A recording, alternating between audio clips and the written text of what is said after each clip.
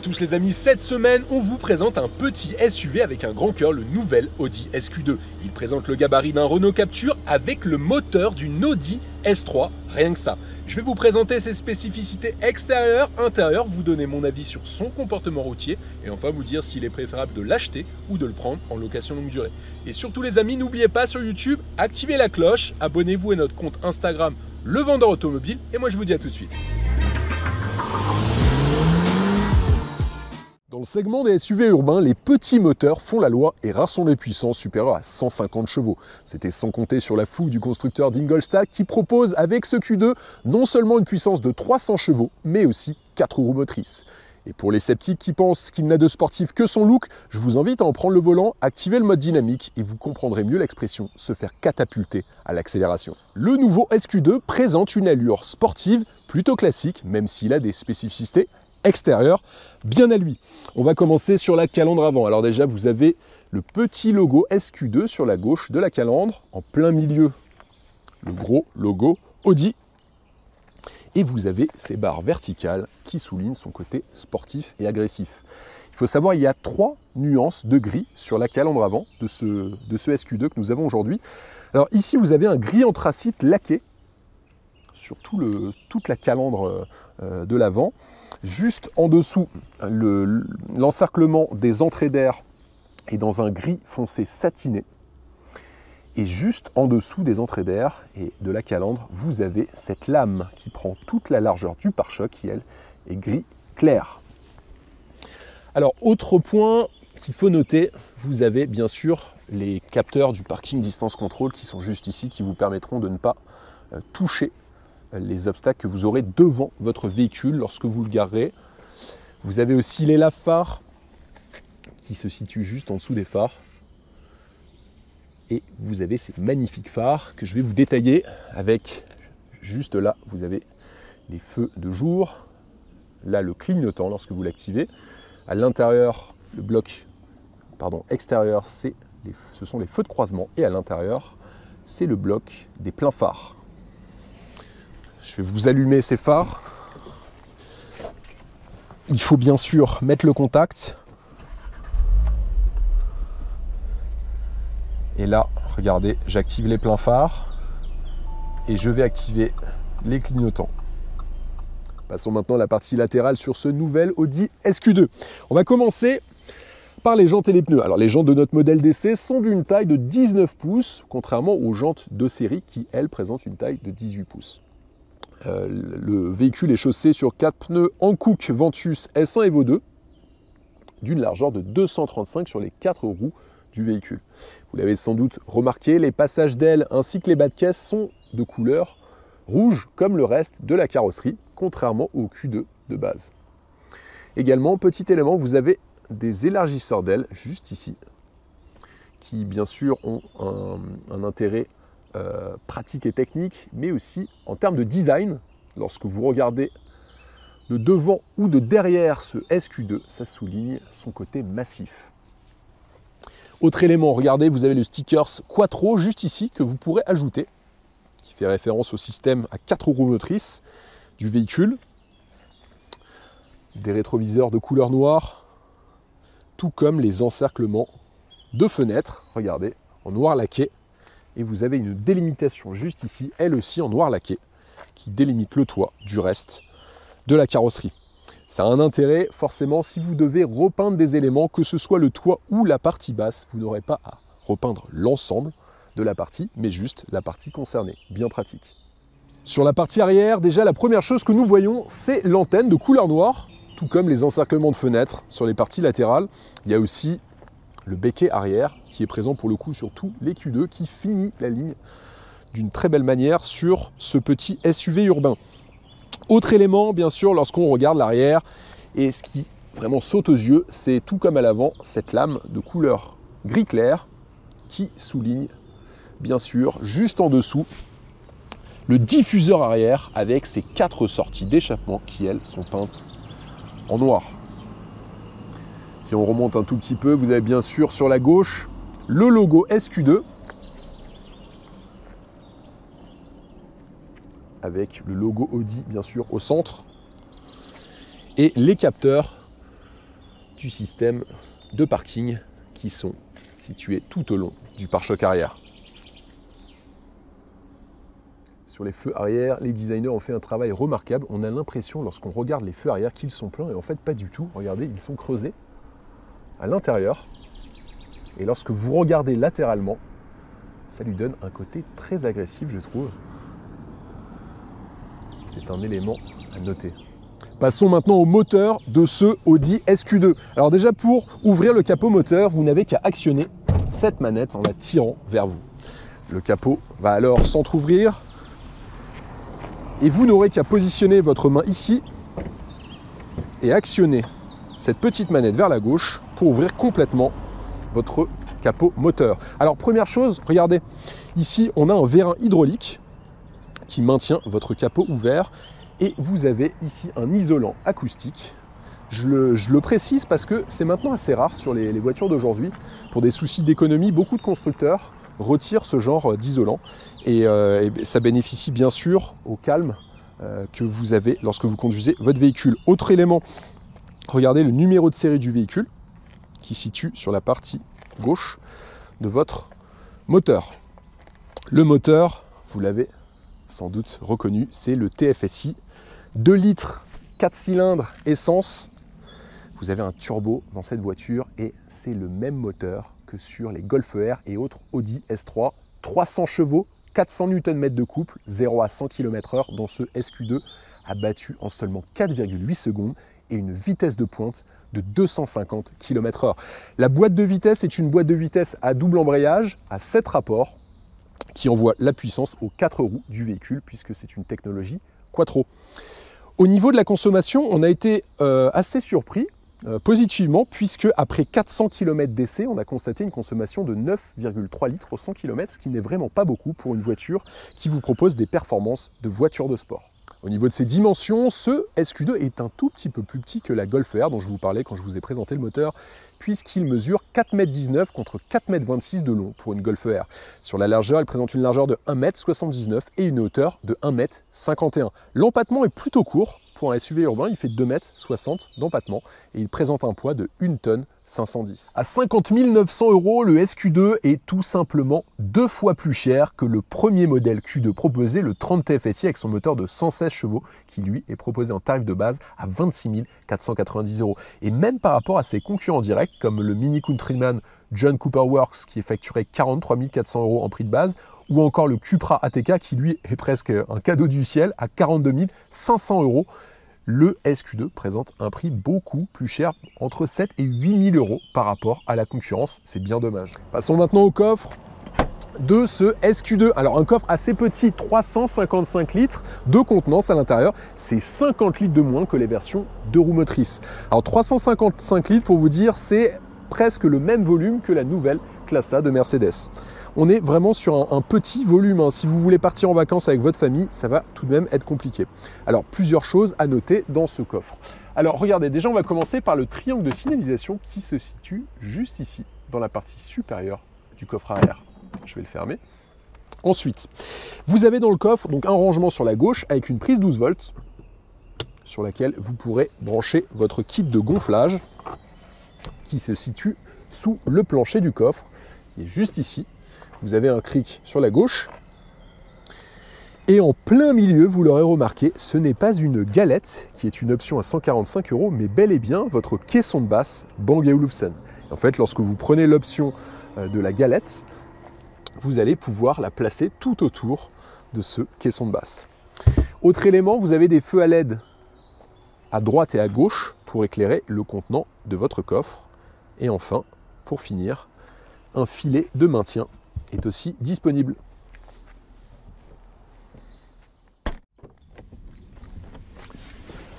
Passons maintenant aux places arrière. Force est de constater que sur les places arrière de ce Audi SQ2, vous n'êtes pas forcément extrêmement bien accueilli lorsque vous êtes grand. Regardez, je fais 1,88 m, j'ai réglé le siège avant pour ma taille et à l'arrière, au niveau des genoux, ça va à peu près. Et par contre, sur la garde de toit, ça s'avère un peu compliqué. Je dois un tout petit peu pencher la tête. Alors, il y a de belles finitions dans cette voiture. Regardez les sièges bicolores, noir et rouge, avec le centre de l'assise et au niveau du dos qui sont matelassés de couleur rouge avec les surpiqûres blanches. Et vous avez des surpiqûres de couleur rouge sur les parties en cuir noir. C'est aussi valable pour les sièges avant, bien évidemment. A noter que les moquettes sont de très bonne facture, si on compare par exemple à des modèles japonais, et les tapis également. Vous avez le système Isofix, bien sûr, sur les sièges arrière, l'accoudoir central, qui contient 2 porte-gobelets, et enfin une trappe à ski, qui vous permettra d'installer vos skis lorsque vous partirez à la montagne avec votre SQ2 et son système Quattro. Première chose, lorsque vous ouvrez votre SQ2, ce qu'on remarque sur sa contreporte, c'est une qualité des plastiques un peu médiocre pour une voiture affichée à plus de 50 000 € en base. C'est bien dommage car vous bénéficiez tout de même de très beaux boutons, notamment sur les lève-vitres, réglages des rétroviseurs, c'est les mêmes qu'on retrouve dans d'autres modèles du groupe comme le Q5 par exemple. Vous avez, regardez aussi la poignée d'ouverture du véhicule qui est de très bonne facture, les boutons toujours aussi bien finis, un très bel assemblage, mais pour le coup un plastique, regardez ces matières, on aurait aimé quelque chose de plus moussé. Vous avez un tout petit peu de cuir sur la contreporte, avec les surpiqûres rouges toujours, qui reprennent celles des sièges, un grand rangement situé juste ici, et l'enceinte Bang & Olufsen. A noter que sur le seuil de porte, vous avez le logo S-Line, et les tapis de la voiture sont siglés SQ2. Également, vous avez un pédalier spécifique avec des finitions en aluminium et un repose-pied, lui aussi, dans une finition identique. Contrairement aux contreportes, la planche de bord présente un plastique de très bonne qualité qui, pour le coup, lui, est moussé. Donc là, on se sent vraiment dans une voiture de luxe. En revanche, si on regarde les plastiques sur le bas du tableau de bord, ils reprennent exactement la même qualité que sur les contreportes, c'est dommage. Heureusement, il y a des belles choses dans cette planche de bord. Regardez un peu cette finition juste au milieu, de couleur gris anthracite avec ces lignes discontinues blanches. Il faut savoir qu'elle s'illumine lorsque la luminosité diminue. Autre élément assez attractif, ce sont le cerclage rouge des bus d'aération qui sont en fait dans un pack, le pack intérieur SQ2 facturé 1 800 €, qui comprend donc ceci, qui comprend aussi les moquettes logotées SQ2 et aussi et surtout la sellerie cuir Nappa bicolore. Regardez sur les sièges avec l'intérieur qui est matelassé et le petit logo S juste en haut du siège. Le volant de cette SQ2 est juste magnifique. On a déjà un méplat juste ici, le logo S-Line, un cuir vraiment beau qui reprend la couleur des sièges avec ce cuir noir et les surpiqûres rouges. Et enfin un maintien ici juste excellent avec toujours ces surpiqûres rouges. Alors on retrouve la même disposition des boutons que sur les autres véhicules, les autres gammes de chez Audi, avec sur la gauche le réglage de la vue, le réglage, la possibilité de naviguer dans votre ordinateur de bord, et enfin sur la droite, tout ce qui a trait à votre téléphone ou encore le son, la radio et le choix de vos playlists de musique. Vous avez le virtual cockpit dans cette voiture, regardez, qu'on connaît très bien avec... Vous pouvez tout régler vraiment sur ce véhicule, que ce soit votre carte GPS, votre autonomie, votre playlist aussi. Alors là, j'ai pas branché mon iPhone, vos appels. Voilà, ça c'est bien pratique. Et sur la gauche, le réglage des phares. Alors, on le laisse en automatique, mais vous aurez aussi la possibilité de mettre à votre guise en manuel le fonctionnement de vos phares avec bien sûr l'activation des feux anti-brouillard si vous en avez besoin. Sur la console centrale, vous avez le fameux bouton Drive Select qui vous permet de choisir votre mode de conduite, et il y en a 5. Vous avez le mode Efficiency, Confort, Auto, Dynamique et Individual. Avec le mode dynamique, bien sûr, il y aura un intérêt à utiliser les palettes situées derrière le volant. Ces palettes qui, il faut dire, sont microscopiques. Regardez la taille, elles doivent faire à peine 5 cm de haut. On aurait aimé avoir des palettes un tout petit peu plus hautes. Juste à côté du Drive Select, d'autres boutons, donc le bouton déjà de désactivation du système de Start and Stop. Ce bouton qui va vous permettre de garer automatiquement votre voiture. Vous avez aussi le bouton juste à droite qui active les assistants de parking, donc par exemple comme la caméra du coffre arrière ou encore les capteurs avant et arrière. le bouton de warning, le bouton de désactivation de l'ESP et enfin ce bouton qui vous permet d'allumer et d'éteindre votre écran du système d'info divertissement. Juste en dessous, la climatisation qui est une climatisation bizone. Juste en dessous des boutons de réglage de la climatisation et du chauffage, une prise USB sur la gauche, une prise allume-cigare sur la droite, 2 porte-gobelets, le bouton d'allumage et d'extinction de votre moteur sur la droite, le bouton de réglage du son. Vous avez ensuite le levier de vitesse badgé S-Tronic avec son soufflet qui est en cuir noir avec les surpiqûres rouges. Les boutons juste ici d'accès rapide au système d'info divertissement et quelque chose d'assez pratique, le bouton central, ici la molette, est équipée d'un pavé tactile. Donc vous pourrez par exemple rentrer vos adresses en indiquant les lettres de l'adresse à laquelle vous voulez aller. Juste ici, le bouton de parking. Et enfin, pour finir, un accoudoir central assez petit, assez étroit, qui est en cuir, avec à l'intérieur un système de chargement de votre smartphone par induction et une prise USB. Juste au-dessus de votre écran d'instrumentation, vous avez l'affichage tête haute, qui est assez disgracieux selon moi. Regardez, on aurait aimé un système un peu mieux intégré dans la planche de bord. Il y a aussi un système Bang & Olufsen qui est une option, hein, comme beaucoup d'éléments dans cette voiture, notamment toutes les aides à la conduite, comme le régulateur de vitesse adaptatif ou encore le franchissement de ligne. La clé du SQ2 déçoit un petit peu, hein. On est sur une génération de clés qui a quasi 10 ans, on les retrouvait sur les anciennes générations d'Audi A3. Alors regardez avec le bouton de déverrouillage de votre véhicule, de verrouillage et d'ouverture du coffre. Sur la route, tout d'abord, il y a ce moteur, le 2 litres TFSI 300 chevaux de l'Audi S3, sur laquelle il a perdu 10 chevaux suite à l'arrivée du filtre à particules, dont les 400 Nm de couple constants entre 2000 et 5200 tours minute en font un élastique mécanique. Dans les faits, il s'active dès 2500 tours minute, puis s'envole vers la zone rouge, ponctuant même son ascension d'un léger regain de vigueur passé 5000 tours minute.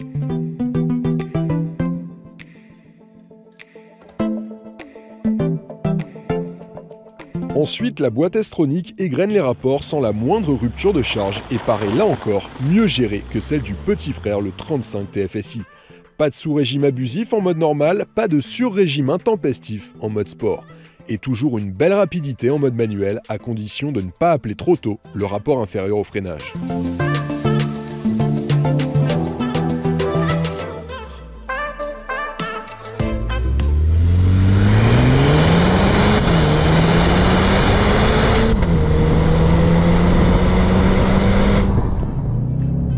Dans le sinueux, si on pousse le SQ2, le moindre soulagement d'accélérateur fait immédiatement dériver le train arrière qui rappelle alors, dans une moindre mesure, le tempérament facétieux des GTI des années 80.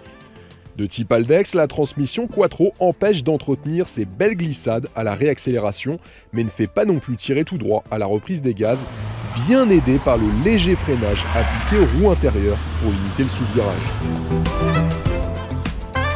Le SQ2 est-il une vraie voiture de sport? Pas tout à fait. Un train avant pas assez incisif malgré la direction directe, des sièges manquant de maintien aux épaules, une endurance des freins juste en descente de col et un amortissement perfectible privé de suspension pilotée Magnetic Ride qui aurait pu le rendre tantôt plus moelleux à faible allure, tantôt plus rigoureux sur les déformations à haute vitesse. Mais rassurez-vous, pas de quoi entacher le plaisir au volant de ce SUV vitaminé et à défaut d'être hyper efficace, bien plus joueur qu'attendu en virage. Il en surprendra plus d'un.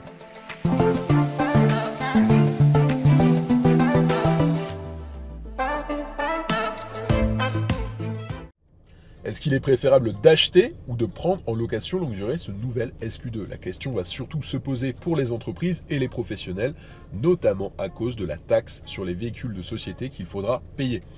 Ce véhicule émet 159 grammes de CO2 par kilomètre. Il faudra donc payer à l'immatriculation un malus de 2 940 €, mais surtout une taxe sur les véhicules de société pour les entreprises d'un montant de 2 067 € chaque année, soit environ 172 € par mois qu'il faudra ajouter au montant de votre loyer mensuel. Alors, bien sûr, le montant de votre loyer mensuel en location longue durée va dépendre de plusieurs éléments. Déjà, premièrement, du niveau d'option que vous allez mettre dès le départ dans votre voiture. En plus, il y aura le kilométrage annuel.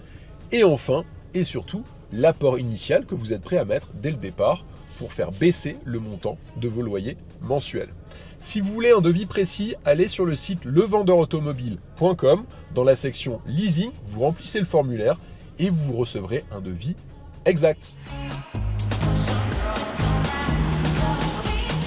Le laisser de ce nouvel Audi SQ2, on aura retenu parmi ses défauts un maintien des sièges peu efficace pour une voiture sportive, quelques plastiques peu flatteurs dans l'habitacle et enfin un tarif élitiste. Heureusement, il a beaucoup de qualité et ça commence par son couple moteur-boîte juste excellent. Il y a aussi 4 roues motrices très sécurisantes, un comportement très joueur dans les virages et enfin une gueule d'enfer.